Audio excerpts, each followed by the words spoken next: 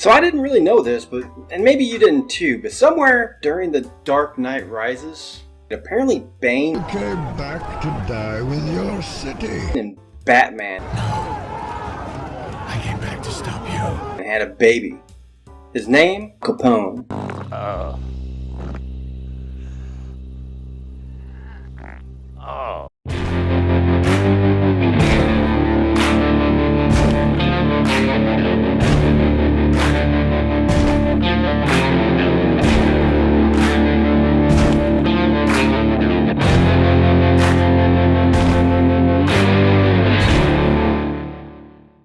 Everyone, welcome back to the Movie Cranks. Today I watched Capone, starring Linda Cardellini, Matt Dillon, and Tom Hardy, written and directed by Josh Trank, who's mostly, if you know, known for movies like Chronicle, which I personally really liked. It was a new take on superheroes, and a movie that I personally think deserves a sequel.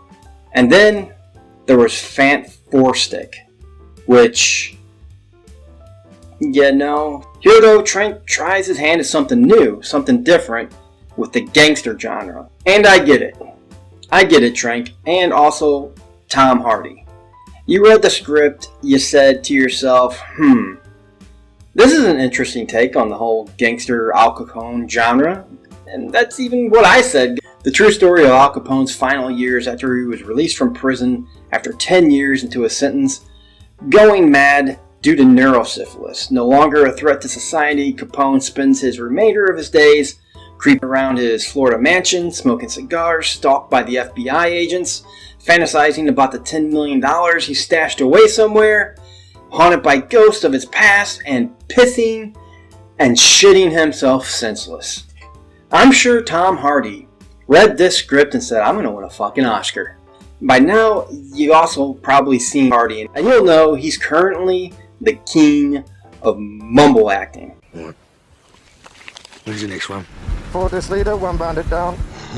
Also, we got about as much sense as this bird flying in the sky. Oh, it's not. It's a fucking rolling pin. Murder's in his younger youth. That's a lovely, lovely voice. Not that that's actually a bad thing either, Brando. You can act like a man! What's the matter with you? Is this how you turn down a Hollywood Pinocchio that cries like a woman? Jeff Bridges, I can hit a gnat's eye at 90 yards. Mickey Rourke. A lot of good actors have actually done this with pretty good success in the past. Even Hardy himself. Bane, Mad Max are some of my favorite characters of his, but here he just kind of sounds like how I'd picture Nick Nolte after a all-night bender. They're lost. Stop it. Shit. I need to speak to a police officer. Warrior. I just thought of it. Hardy and Nick Nolte in Warrior. I forgot that they were in a movie together. How did any of us understand that movie? And as annoying as it can be, Hardy still here actually provides the best performance of this movie.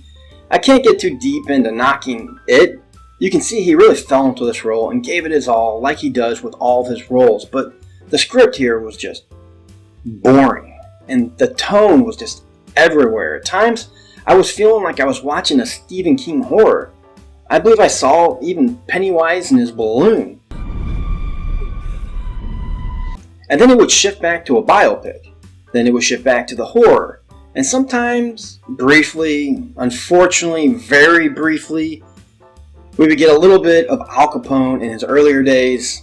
How Trank chopped that up, all of these different moments, edited back together, was pretty incoherent. And I'll be the first one to say, I am not a huge fan of exposition, but I will say this.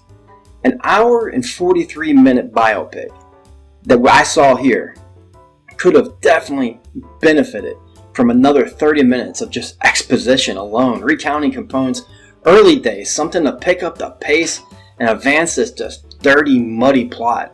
Moments that we did get once or twice during the film, of course, my favorite parts of the movie.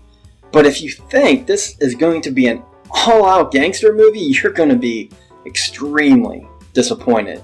Sure, there's a time, like I said, Capone, you see his old self looking all dressed to the nines. I think we all got a little tingly feeling when we see Tom here as badass Capone, even if it's just for a second or two.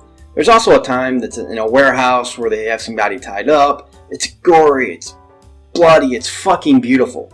And a Tommy gun scene, little pieces here that I actually did enjoy that we needed a whole lot more of to, like I said, pick up the pace of this movie. Every time we would get a little taste, my interest would peak, and then, well, we would fall backward again, back to the main plot, and I would find myself thinking, how much more of this can I really take? And I took it all. If that says anything for this movie, I can say I actually did watch this whole movie. I don't know, I mean, tell that this was a very high production. The cinematographer here obviously knew what he was doing. It's one of the best aspects of this movie.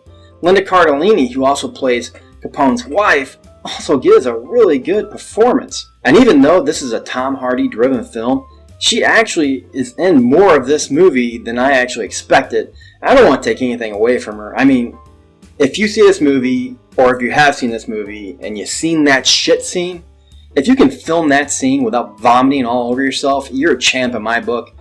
Capone here apparently just didn't shit himself. He literally detonated his ass everywhere.